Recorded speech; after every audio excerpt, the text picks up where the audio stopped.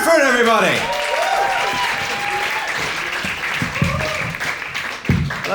Hello, how are you all doing? You all right? Good, yeah, my name's Jake, and don't panic, I'm not racist. I'm just saying that. Smooth start, Jake. I'm not racist, and I'm only saying that because I am aware I look like a fairly camp member of the EDL. I look like if a member of the EDL went on Queer Eye for the Straight Guy. If a member of the EDL listened to Tame Impala and made his own sourdough. You get the point. So don't worry, I'm not part of the EDL. I just like the look. Some people can separate the art from the artist. I like to separate the hair from the fascist. So I'm going bold, I suppose is what I'm trying to say. You got any more bold people in? Stuart, you've got a lovely bold friend there. What's your name, sir? Will. How long have you been a boldman? Well, no, I've got beer. How long have you been a boldman, Will? About 18. Since you're about 18, not bad, 2 years. That's the crowd work done. Lovely. So, when I was growing up, right, like a lot of young people growing up, I spent most of my time when I was in school figuring out who I was and who I wanted to be. And what I wanted to be so bad was an emo kid.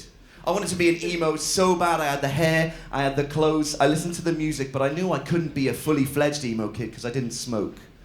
Right, that's kind of fundamental to the brand, isn't it? Another fundamental to being an emo is not giving a shit. But the reason I didn't smoke was because I was terrified of getting in trouble. So while I would stand with the other emo kids behind the tennis courts, they'll be smoking their Rollies or their Richmond Super Kings, and I would genuinely just stand there with a tuna sandwich. I wish that was a joke. I used to think I was fucking lush as well. Was anyone else an emo in school? Do we have an emo in school? Hands up if you were an emo in school. Yes, you say you're an emo. What was your favourite emo song, and why was it Misery Business by Paramore? Crowd work. So like I said, when I was growing up, so if I wasn't with the emos eating a tuna sandwich, you could find me in the music corridor during choir practice, right? This is where I had a bit of an identity crisis. I wanted to be an emo kid so bad, smoking Rollies with a don't give a fuck attitude, but I also really wanted to play riff in the upcoming production of West Side Story. And as you can see, I'd have played a really good riff, didn't get the part, it was a very long time ago, so let's stop fucking going on about it.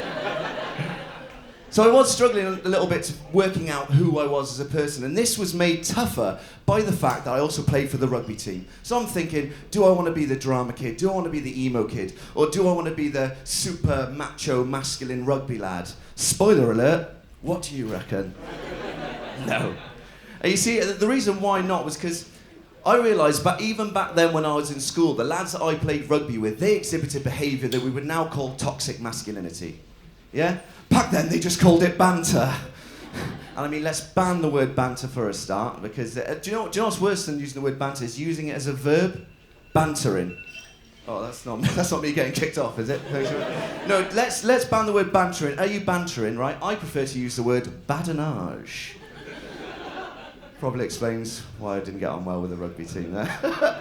But no, so when I left school, I thought that was the last I'd seen of that kind of toxic macho behaviour until recently. I was in work, I work in a restaurant.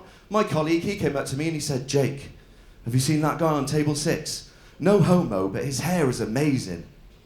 I was like, no homo, what is this, 2003? I felt like saying, oh, well, I'm glad you said no homo then, because with a compliment like that about another man's hair, I thought you might just gobble him up right away. How insecure do you have to be to think that complimenting another man on your hair makes you gay? So let's just for a second say it did make you gay. Imagine then thinking, by just saying no homo, that made it not gay. Like, I'm going to catch that same guy in the kitchen, bending the chef over, fucking him up the arse. What are you doing? Oh, no homo. So it just doesn't count because I said no homo. Do you know what the ridiculous thing? Right, this is so ridiculous. You don't hear gay people saying no hetero, do you? Doesn't happen. No hetero, mate. Pop the football on. United kick off in 5.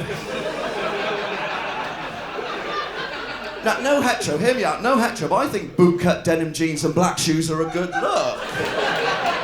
No, that's a no hetero, right? But Peaky Blinders is my favourite TV programme. Fucking hell. Straight white males. We must be stopped.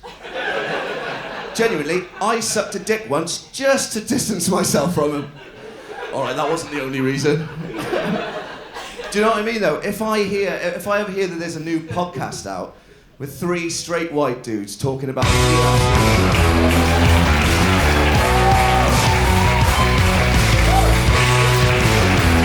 Cornford, he made it!